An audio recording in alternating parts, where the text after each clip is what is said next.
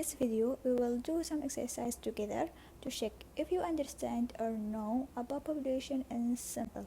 So, all you need to do, identify the population and sample of the study. The first question is, all sales received for November. What do you think? Is it population or sample?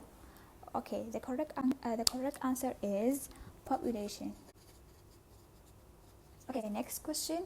1,000 voters select at randomly from interview. What do you think? Population or sample? Okay, this is sample. Question 3 is, a few parts select for descriptive testing. What do you think? Okay, popular or sample? The correct answer is sample. And question 4, income of all working age people in California. The correct answer is population. Question 5 is, all people living in Malaysia. The correct answer is population too. The last question, some of people study at UAM. Some. So the answer is sample. And that's all. Thank you. I prepared 5 case study questions to check all of you understand about the survey or not. So this is a table 1. The table 1 is about frequency of student at SSB, and STQS Soon Jing on 2019 and 2020. So first of all, we have to check either the table is according to the population of according to the sample. See, we can see all of the data is in the table, so we can define that the table is include all of the member in the population. So the survey in the case study 1 is census survey. So now is the case study 2. A researcher selects randomly 100 students from some university. She records the age of 100 students and find the mean age.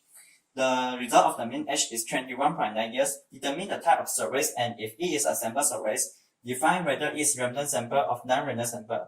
So the question 1 is want us to define the type of the survey. Since the question mentioned that the researcher select randomly 100 students from some university, so the type of survey is sample survey because it is select sample from the population.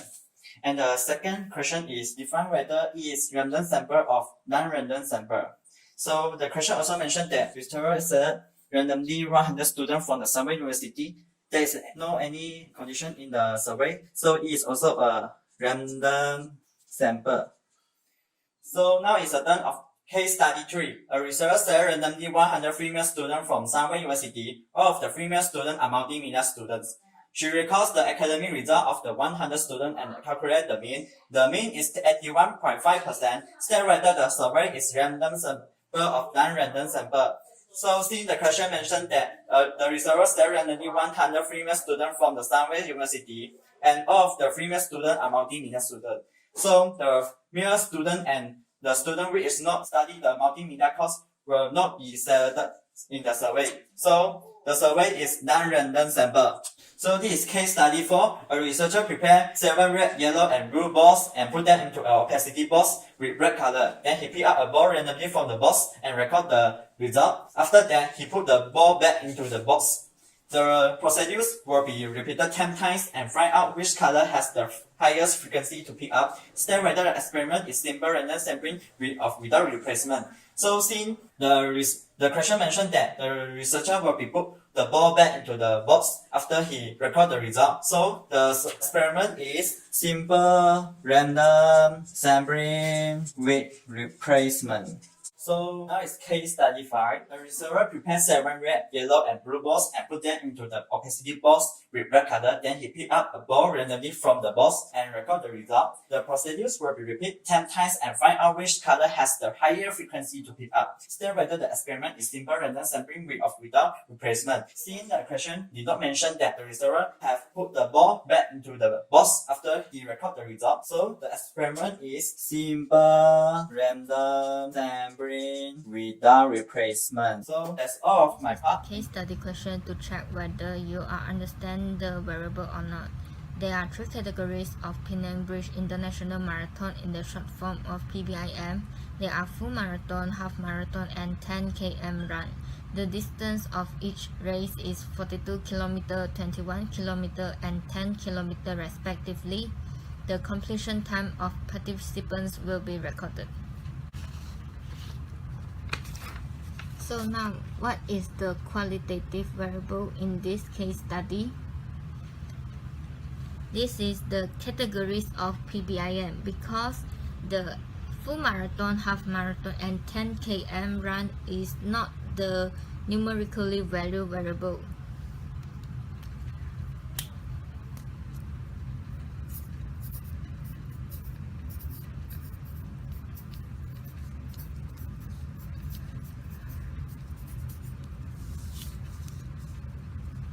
Next, what is the quantitative discrete variable? This is the distance of each race because this is the numerically valued variable and it is the possible value can be listed, which is the no integer. So let's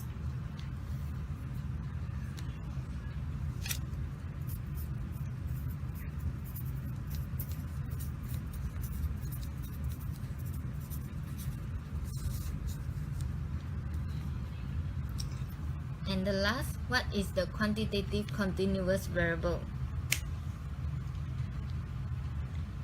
This is the completion time of participants because some may run for 1 hour 15 minutes, 1 hour 20 minutes, and some sort like that. So this is the completion time of participants.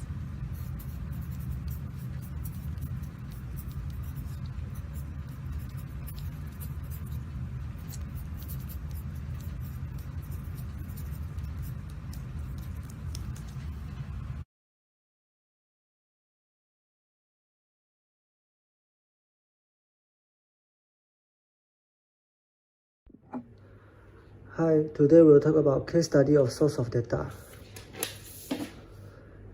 ABC Sdn Bhd is a company which sells Ling pen product. In the research of ABC Sdn Bhd financial situation, the company has provided a financial report to the researcher. To ensure the accuracy of the researcher was have an interview with the director of ABC Sdn Bhd. From the interview, researchers get to know that the company was facing a critical financial problem.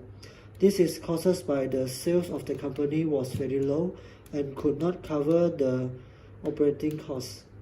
To solve this problem, researchers suggest the company to do a survey for collecting the feedback from their customer. So the question is identify the internal source in this case study. So as you can see, the internal source in this case study is the financial report that provided by the ABC Sdn Bhd to the researcher. So the answer is financial report. So the next question is external source in this case study. The external source in this case study, as you can see, is the interview that done by the researcher to the director. So the answer is interview. So the next question is explain what is survey and give one characteristic of survey. So what is survey? Survey is a method of collecting data. So the next is one characteristic of survey. One of the characteristics is survey do not exercise any control over the factors. So one of the characteristics is of survey is survey do not exercise any control over the factors. So after this explanation, this case study, I hope that you all can understand more about source of data. So that's all from me. Thank you. Hi, today I'm going to show you case study for chapter 1. which is part of sampling technique. For case study number 1, an advertising firm interested in determining how much to emphasize television's advertising in a certain area decides to conduct a sample survey to estimate the average number of hours each week that households within that area watch televisions. There are 3 towns in the area, which is town A, B, and C. There are 100 households in town A, 60 households in town B, and 70 households in town C. So the firm decides to select 20 households from town A, 8 households from town B, and 12 households from town C. The question is identify the type of sampling in this study. The type of sampling in this study is stratified sampling.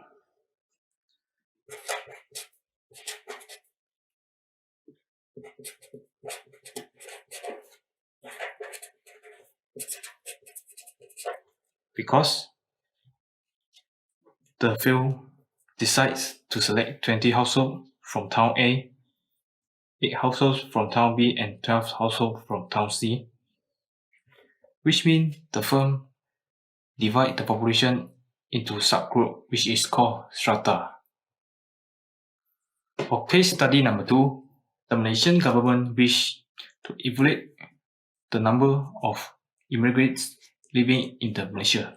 They divide the population into groups based on state, such as Selangor, Johor, Perak, Penang, Kelantan, and so on. This way of conducting a survey will be more effective, as the results will be organized into states and provide insightful immigration data. The question is identify the type of sampling. The type of sampling of this study is cluster sampling. This is because they divide the populations into groups based on state, which is called cluster. That's all from me. Thank you.